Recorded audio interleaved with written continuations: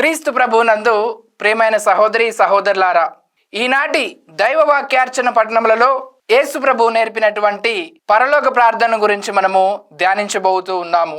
ఏ విశ్వాసంలో కూడా తను విశ్వసించే దేవుణ్ణి తండ్రి అని పిలిచే భాగ్యానికి నోచుకోడు. అది మన ఒక క్రైస్తవత్వంలో మాత్రమే మనము గమనించగలము. ఈనాటి స్వార్థ పట్టణంలో యేసు ప్రభువు శిష్యులు యేసు ప్రభువు వద్దకు వచ్చి ఏ రీతిగా ప్రార్థించాలో నేర్పించమని అడిగినప్పుడు యేసు ప్రభువు వారికి పరలోక ప్రార్థనను ప్రార్థించడం నేర్పిస్తూ ఉన్నారు. ఈ పరలోక ప్రార్థనను మొత్తం కూడా మనం గమనించినట్లయితే ఇది 2 భాగాలుగా ఉంటుంది. మొదటిది దేవునికి సంబంధించి, రెండవ భాగము మానవుని అవసరతలకు సంబంధించి. మొదటి భాగంలో పరలోకమందున్న మా తండ్రి, మీ నామము పూజింపబడునుగాక, మీ రాజ్యము వచ్చునుగాక, మీ చిత్తము పరలోకమందు నెరవేరినట్లు భూలోకమందు నెరవేరునుగాక అని ప్రార్థిస్తాము.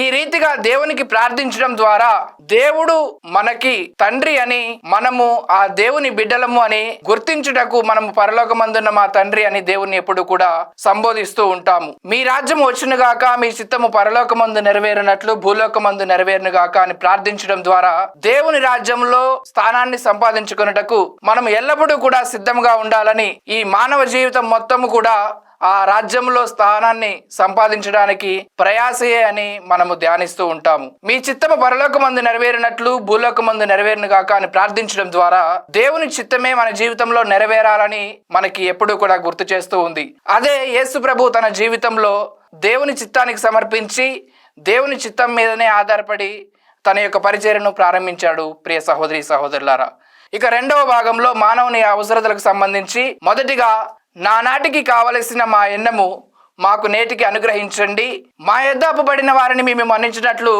మా అప్పులను మీరు మన్నించండి అని అడగడం ద్వారా దేవునికి మనకి మధ్య గల క్షమాపణ గురించి, ఎదుటి వారిని మన్నింపు గురించి మనము తెలుసుకుంటూ ఉన్నాము. అనేక మార్లు మనము ఇతరులకి ఎన్నో సలహాలు ఇస్తుంటాం, కానీ మన పట్ల అపరాధం చేసిన వారిని మన్నించడానికి చాలాసార్లు మనము కష్టపడుతూ ఉంటాము.